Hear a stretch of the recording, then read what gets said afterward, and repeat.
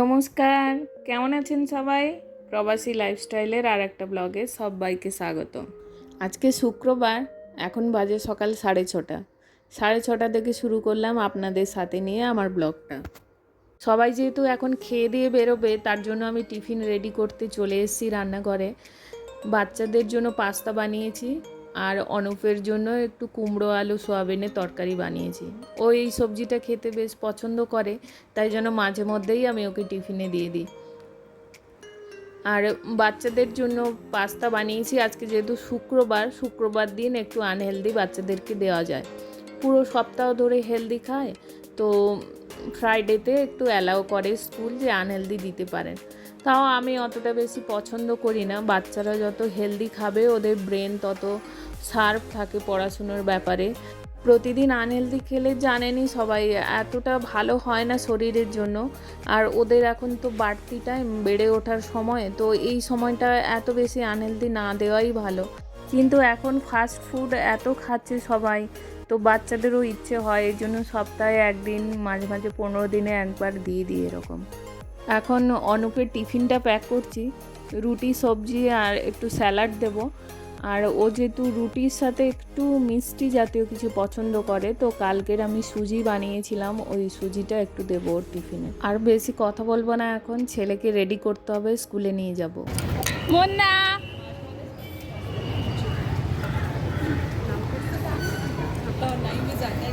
ওকে স্কুলে দিয়ে এখন বাড়ি ফেরার রাস্তা ধরলাম। আসার সময় ওর বাবার গাড়িতেই চলে আসি, ও অফিসে যায়, একসাথে তিনজনে চলে আসি। আমি ছেলেকে ছেড়ে দিয়ে হেঁটে চলে যাই আর ও অফিসে চলে যায়। আচ্ছা, আপনারা কি এই গাছটা কি কেউ চেনেন? এই গাছটা আমি কালকের দেখলাম, এটা লাল রঙের, ওইটা মনে হয় ওর ফুল হবে হয়তো, কিন্তু দেখতে এত সুন্দর লাগছে। এই সবুজের মাঝখানে এই লাল ফুলগুলো, নামটা জানি না, গুগলে সার্চ করলেও কিভাবে করব সেটা বুঝতে পারছি না আমি। এই গাছটা কিন্তু দারুণ দেখতে। এখানে একটা বিল্ডিং হচ্ছে, ওই বিল্ডিংটা এখনও কমপ্লিট হয়নি, ওটা হয়তো অফিস বা কোনো মল হবে হয়তো। তো ওর চারপাশটা এমনি গাছ লাগিয়েছে, ওই গাছটা সবথেকে বেশি ভালো লেগেছে আমার। আর এই সামনে যে রাস্তাটা, এই রাস্তাটা এখনও তেমন লোকের যাতায়াত নেই, খুবই কম, গাড়িও যায় না। এই ভিউটা দেখুন, অপূর্ব লাগছে দেখতে।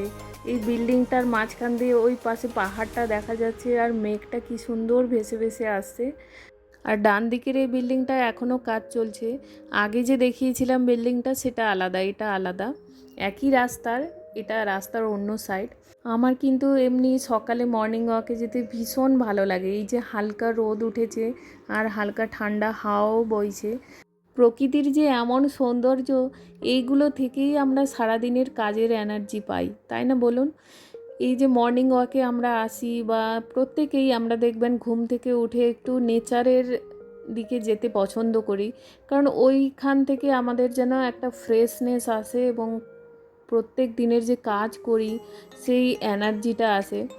সকাল সকালে এই ভালো লাগার কিছু ছোট ছোট কাজগুলো করলে দেখবেন মনটা ভালো থাকে, মনটা একদম স্বতঃস্ফূর্ত থাকে, যেন ঘরের সব কাজগুলোই করে ফেলবো অনায়াসে। তো আমার যেমন এই মর্নিং ওয়াকে আসা, একটু এক্সারসাইজ করা, এই খোলা হাওয়াতে ঘুরে বেড়ানো, এইগুলো খুব আমি পছন্দ করি। আপনারা কোন কাজটা করলে এমনি এনার্জেটিক ফিল করেন আমাকে কমেন্টে জানাবেন। সামনের রাস্তাটা দিয়ে একটু এগিয়ে গেলে ডান সাইডে বাচ্চাদের স্কুল, আর লেফট সাইড দিয়ে গেলে আমাদের বাড়ি, কিন্তু আমি ওদিক দিয়ে যাব না। এই মাঝখানে একটা ছোট রাস্তা আছে, এই রাস্তাটা দিয়েই যাব।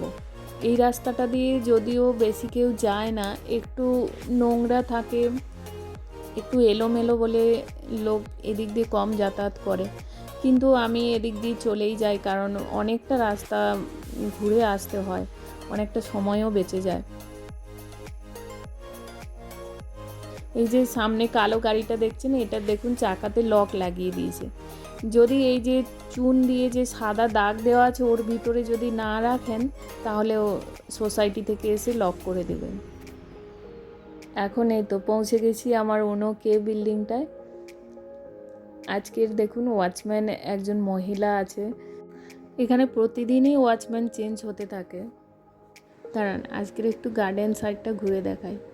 এটা অ্যাকচুয়ালি প্লে গ্রাউন্ড, এখানটায় সুন্দর বেশ সাজানো গোছানো। বাচ্চারা খেলে একটা সাইডে গার্ডেন ভিউ রয়েছে, খুব সুন্দর এপাশটা। তো এখন কেউ নেই, ফাঁকা। বিকেলবেলা আসলে প্রচুর ভিড় থাকে এখানে, বাচ্চারা প্রচুর খেলাধুলো করে। এই মাঝখানে এখানে ঢুকতে দেয় না, ওই একটু দূরের দিকে ওখানে দোলনা রয়েছে, আর বাচ্চাদের যে স্লাইডিং, তারপরে সিস ওইগুলো রয়েছে।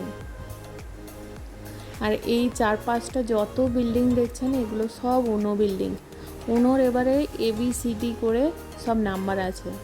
তো আমি থাকি কে বিল্ডিংয়ে।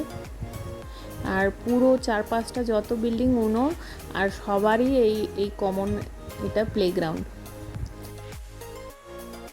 পাশটায়ও একটুখানি গার্ডেন রয়েছে ছোট মতন। তো আমার ছেলে মেয়ে আসলে এখানে বেশি খেলে ওরা, এইখানটায় ওদের বেশি ভালো লাগে। ওই দেয়ালে দেখুন সেই পাহাড়ে ওঠার মতন ক্লাইম্ব করার ওটা রয়েছে, স্লাইডিং রয়েছে, আর ওই বালি আছে, বালিতে খেলে ওরা বেশি। তো চলুন, এখন আর বেশি এখানে দাঁড়াবো না, এখন ফিরে যাব। খুব জল তেষ্টা পাচ্ছে, ফিরে যেতে হবে। এই যে সব উনো বিল্ডিংগুলো রয়েছে, এর মাঝখানে এইখানটায় গণপতি পুজো হবে। আমি দেখাবো যখন গণেশ পুজো হবে তখন আপনাদের শেয়ার করব আমি। তো এই বিল্ডিংটা আমাদের উনোকে, এখানে খুব বড় করে গণপতি পুজো হয়। এই সব বিল্ডিংয়ের মিলে সবাই মিলে এখানে করে।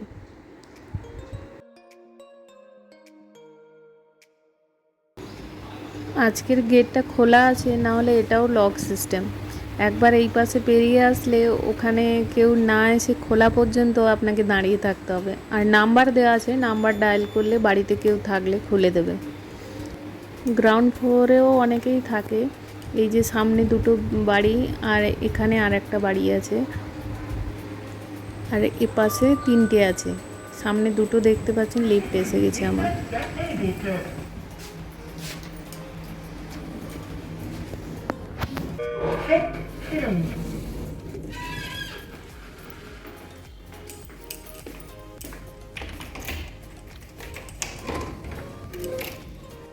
ফিরে এসে একটু ব্রেকফাস্ট করেই কাজ শুরু করে দিয়েছি। বেশি সময় ঘর নোংরা থাকলে ভালো লাগে না, কিন্তু কিছু করার নেই। তখন ওরা সবাই ব্রেকফাস্ট করে গেছে, পরিষ্কার করার সময় নেই, ছেলেকে নিয়ে বেরোতে হবে, আর ওকে সব কিছু করিয়েই দিতে হয়। চান করানো থেকে ড্রেস পরানো, সব খাওয়ানো, সব করিয়ে তারপর নিয়ে বেরিয়ে যাই। ফিরে এসে কাজগুলো করি। যার যেমন সুবিধা হয় সে সেই অনুযায়ী কাজগুলো করে। আমরা প্রত্যেকেই বলুন, প্রত্যেকের লাইফস্টাইল আলাদা, প্রত্যেকের প্রতিদিনের রুটিন আলাদা, সেই সুযোগ সুবিধা বুঝে আমরা সেইভাবেই কাজগুলো করি।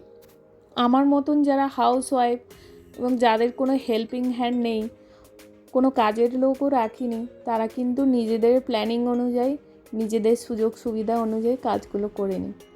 একটা কাজ নিয়ে বসে থাকলে হয় না, প্ল্যান মাফিক এইটুকু সময়ের মধ্যে সব কাজগুলো সুন্দর করে গুছিয়ে ফেলতে হয়। আমার এই ব্লগটা যদি আপনাদের ভালো লাগে, একটা লাইক, সাবস্ক্রাইব আর কমেন্ট করবেন। এই কমেন্টগুলো পড়লে আমাদের মনে খুব এনার্জি আসে। আর যারা এই কাজগুলো অলরেডি করেছেন, আপনাদেরকে আপনাদের এই ভালোবাসার জন্য অসংখ্য ধন্যবাদ। আমি রেগুলার ভিডিও দিয়ে উঠতে পারি না, সারাদিনে এই অনেক কাজ থাকে আমার। আর ছেলেটা খুব ছোট, ওকে প্রচুর টাইম দিতে হয়। ও যেহেতু এখন ক্লাস 1-এ পড়ে, তো ওর পড়াটা একটু বেড়েছে আগের থেকে, তো ওকে নিয়ে বসতে হয়। আমি উঠে গেলে ও উঠে পালিয়ে যায়। একটা ভিডিও এডিটিং করতে আমার অনেকটাই টাইম লেগে যায়। একা হাতে পুরো এই ঘরের কাজ আর বাচ্চাদের দেখাশুনো করে এডিটিং করার সময়টা আমার একটু কম পড়ে যায়। কষ্ট হলেও তার মাঝে যথাসাধ্য চেষ্টা করি ভিডিও রেগুলার দেওয়ার জন্য। ঝাড়ু একবার লাগানো হয়ে গেছে, কিন্তু ওই টেবিল পরিষ্কার করতে গিয়ে কিছু নোংরা পড়ে গেছে, তাই জন্য নিচেরটা আবার ভালো করে একবার ঝাড়ু লাগিয়ে দিচ্ছে। টাইম যে কোথা থেকে চলে যায়, ভগবান সবার জন্যই 24 ঘন্টা দিয়েছে, কিন্তু যখন কাজ করি তখন কোথা থেকে টাইম চলে যায় বুঝতে পারি না। আবার ভাবুন, যখন মন খারাপ থাকে, শরীরটা খারাপ থাকে, তখন এই 24 ঘন্টাই যেন অনেক বেশি সময় হয়ে যায় আমাদের কাছে। এখন রান্নাঘরে চলে এসেছি, কটা বাসন রয়েছে, ওগুলো পরিষ্কার করে তারপরে রান্না করব। তারপরে চান করি। রান্না করতে করতে ঘেমে যাই বলে এই জন্য আগে চান করি না। চান করার পরে পুজো দিয়ে তারপরে বাচ্চাদের আনতে যাব। রান্নাঘরে ঢুকলে কোথার থেকে যে সময় চলে যায়, ভাবি যে এই তো আর কিছুই না, একটুখানি কাজ রয়েছে করে বেরিয়ে যাব, কিন্তু দেখুন রান্নাঘরে আসলে এটা করি ওটা করি করতে করতে প্রচুর টাইম চলে যায়।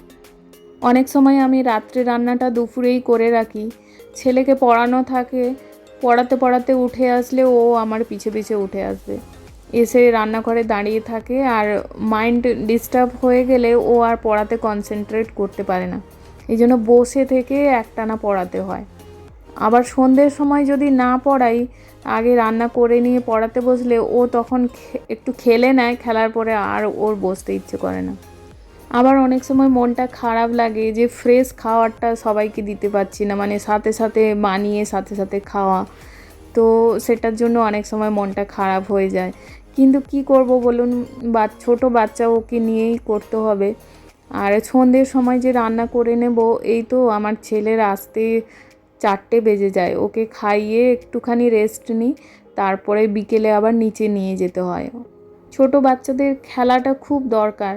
মেয়ে এখন একটু পড়া বেড়েছে বলে ও অনেক সময় যেতেও চায় না, তো আমাকে ছেলেকে নিয়ে যেতে হয়, তাই জন্য রান্নাটা করে রাখলে ওকে বাইরের থেকে ঘুরিয়ে নিয়ে এসেই পড়াতে বসে যাই।